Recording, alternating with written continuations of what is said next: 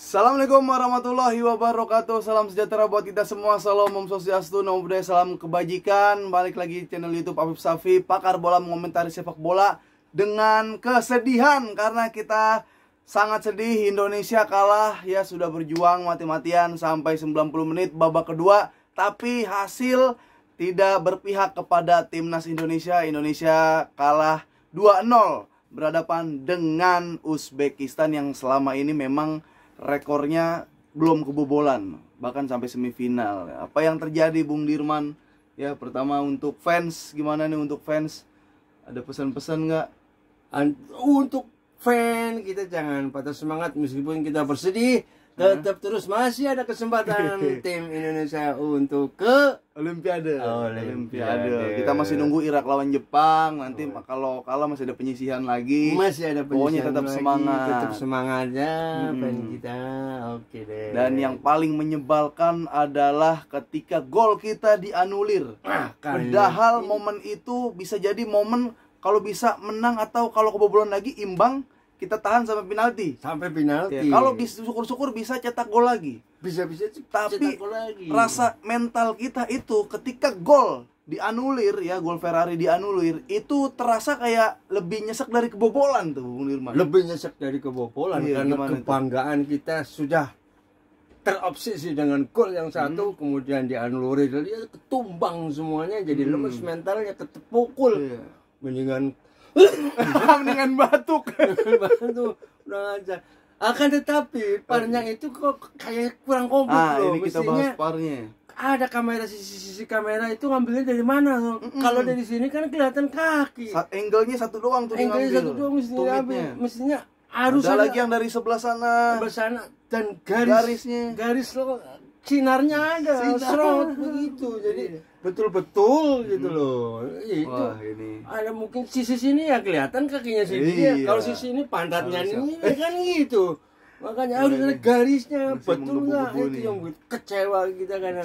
Kecewa. Iya. Ya, tapi ya bagaimana harus menerima apapun hasil yang terjadi. Karena kan yang beredar adalah wasitnya kan dari Thailand, masih ada keturunan Chinese tuh, namanya siapa gitulah, dan perangkat VAR-nya itu sama dengan perangkat VAR yang buat ngecek VAR-nya itu sama dengan waktu Indonesia lawan Qatar.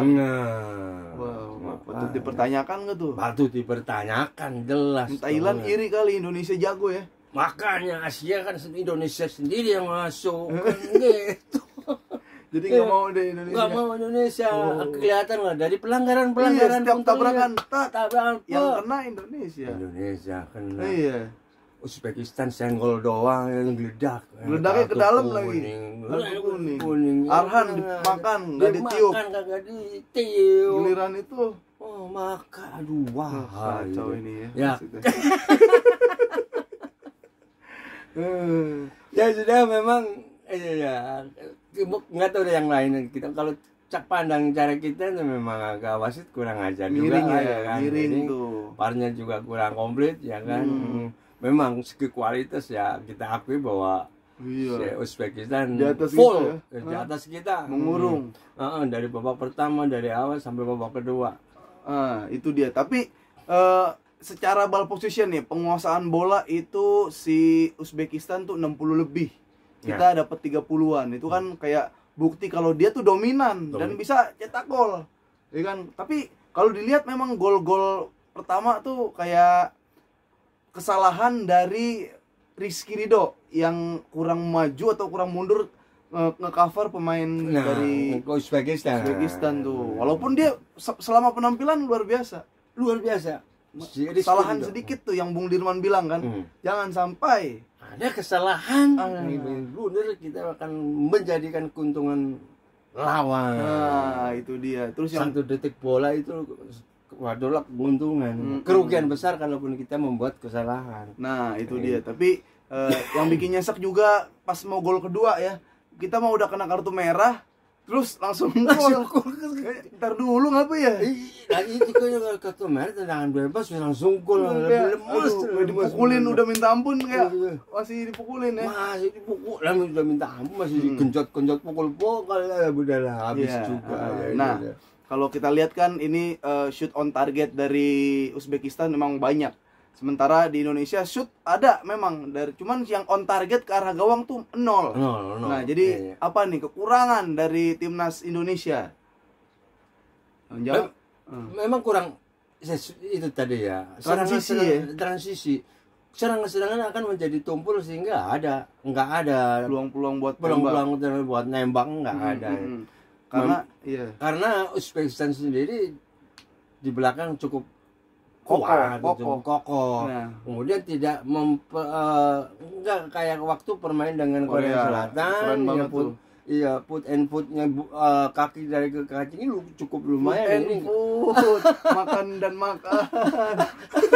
Put kaki ya. Kaki dari kakinya bagus. Sekarang tidak ada. Hilang semuanya. Ya, walaupun kita melihat ya dari sekian banyak shoot on target atau shoot yang dilakukan oleh Uzbekistan, banyak yang membentur tiang, banyak yang hampir gol nggak jadi. Ini kayak ada bukti nih dukun Indonesia kuat juga nih. Iya. Dukun bertahannya kuat ya. Tapi dukun bertahan, bukan ngegolin nggak ada. Jadi bertahan doang. Mental sampai 5 kali kena gawang. Itu udah nggak kuat ya. Nggak kuat. Mulu nih. Keluar udah. Nggak pantas kalau gue tahan lagi. Mendingan gol 1 lagi nggak apa-apa. Terlalu aneh ya. Terlalu aneh. Kalau mau lu golin dong. Tuh kan gol. Ini masih replay yang terjadi. Nah, tapi secara kayak jam terbang di semifinal gitu kan, Uzbek kan pernah juara juga. Itu emang kelihatan sih kayak dia bisa memainkan psikologis, kayak pemain jatuh dulu muter-muter, kipernya jatuh, kayak mancing emosional pemain Indonesianya tuh ada di situ dia. Sama transisi. Kita udah bisa bertahan, kita pun sebenarnya juga bisa menyerang, tapi transisi kita kalah. Uzbekistan kalau nyerang, semua tuh bola hilang, mundur. Nah, kita masih kalau ketika mau nyerang di depan pemain 2-1. Bolanya mental hilang, kita nggak dapat, masih di sini. Itu di tengah belakang ya udah. Nah, disitulah kekosongannya. Masa transisinya belum. Segi kecepatan pun ya masih kalah lah kita ya kan. Kenceng dia. Kenceng. Susuk apa itu dia tuh? Susuk kijang. Susuk kijang nih. Aduh, ini dan gol kedua dari Uzbekistan juga ini bentuk dari kepanikan ini belakang Indonesia. Kepanikan. Karena memang beberapa gelandang Uzbekistan tendangannya gila. Beckham semua. Bukan dari free kick ke arah Hernando, lepas Arhan gedebak-gedebuk, masuk ke Hernando lagi, gol lagi. Itu panik tuh berarti itu ya. Karena ya saking nggak ada komunikasi yang nggak nyambung juga. Mau ditangkap sama Hernando, kesenggol juga sama si Arhan, gol juga. Nah, itu dia yang terjadi. Kita juga memang kayak jarang sih punya pemain yang cepat ya. Kita kayak bawa salosanya itu nggak ada sekarang, gitu sekarang. Kan Eli Eboynya nggak ada sekarang. Walaupun Witan tuh kenceng banget. Witan kenceng banget. Witan, Marcelino kenceng, cuma emang kurang support sih. Ya kurang support. Karena memang dia timnas yang sekarang nih pas ketemu Uzbekistan ya terutama itu dia ketika mau nyerang mikirin, aduh gua kalau ke kantor gimana nih bahaya. Makanya tengahnya tuh mau safety aja tuh. Jenner main aman gitu kan, sehingga si Uzbekistan bisa enak lah sampai justru dia yang kayak Barcelona ya. Lebih tajam dia, lebih Barcelona sekarang. Iya, lebih tajam dia sekarang. Uzbekistan. Tapi itu kan tadi bahwa si Indonesia sendiri sudah hilang mood. Iya, ketika abis itu nyesek banget sih. Gol dianulir tuh. Gol dianulir itu. Jadi langsung kebobolan, kebangkitannya di situ. Tapi kebanggaan langsung dibalas dengan kesedihan, akhirnya ya nyesek lah udah. Nyesek lah. Dan kalau kita ngelihat nih, kalau kita dari sisi tarkam ya, antar kampung, kita ngelihat wasit yang miring kayak gitu, keputusannya selalu tidak berpihak kepada Indonesia, sama cara main dari Uzbekistan yang ngulur-ngulur waktu, mainin psikologis. Harusnya kalau Indonesia misalkan 5 menit lagi dan kayaknya kita udah nggak mampu cetak gol, apa yang kita lakuin? Patahin aja kaki. Ya, pelanggaran itu sikat aja. Kan ada yang si Marcelino tuh kenain mukanya yang lompatin. Nah, itu kurang parah tuh ya. Harusnya pakai apa? Pakai pool ini jam. Udah. Ntar nggak bisa main dong lawan Irak sama Jepang. kesel kan gitu kan. Ini mau kayak gimana gitu kan. Wasit kesenggol doang, pura-pura gitu lagi lari, wasitnya arah kemana, tiba-tiba aduh sorry sih kepukul. Saya pikir lu sarung tinju. Hari kita malah ngestikan betul. Ini musuh kurang aja wasit kurang beres. Kurang beres ya ini kayak ada yang nggak seneng Indonesia.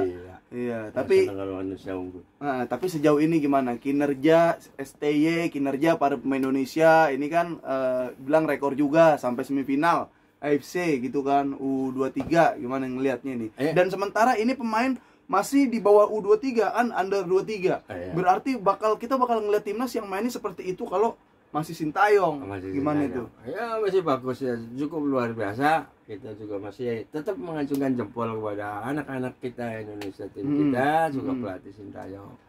Agar ke depan juga akan lebih bagus lagi gitu. Iya, ini kalau kita udah bisa ngalahin Korea di usia 23 ke bawah, under 23. Ya Raja ASEAN apa sih kita? Thailand masih itu udah takut tuh. Ya kan Vietnam udah bukan lawan kita. Iya, jadi STY tetap ditahan dulu ya. Jangan suruh cabut dulu karena pasti banyak oknum-oknum yang tuh kan kalah kan. Nah, Uzbekistan bro, Arab aja kalah. Masih ada karena ukuran di dalam pelatihan kita itu tidak terus kalah dulu jelek enggak kan bertahap ya kan. Nah, ini ada penanaman baik stamina, moral, teknis sebagainya dari Sintayong belum selesai. Nanti ganti orang lagi mulai dari awal berubah lagi malah ngaco lagi. Jadi biarin aja pondasinya udah kebangun. Ini U23 jalan masih panjang, kita pasti nonton timnas sebagus saat lawan Korea, sebagus saat AFC ini. Cara mainnya berkembang, cara mainnya berubah. Asal Sintayongnya ditahan dulu aja ya. Jangan disuruh cabut dan kemenangan kayak gini kalau kita bilang sedih ya sedih. Cuma kalau bisa ketemu lagi tahun depan, tahun berikutnya sama Uzbek. Bantai aja asal wasitnya jangan kurang ajar itu. Parah. Kamu masuk kalau TV gue punya 2 gue patahin dari itu, gue patah kepala waktu lu lihat par.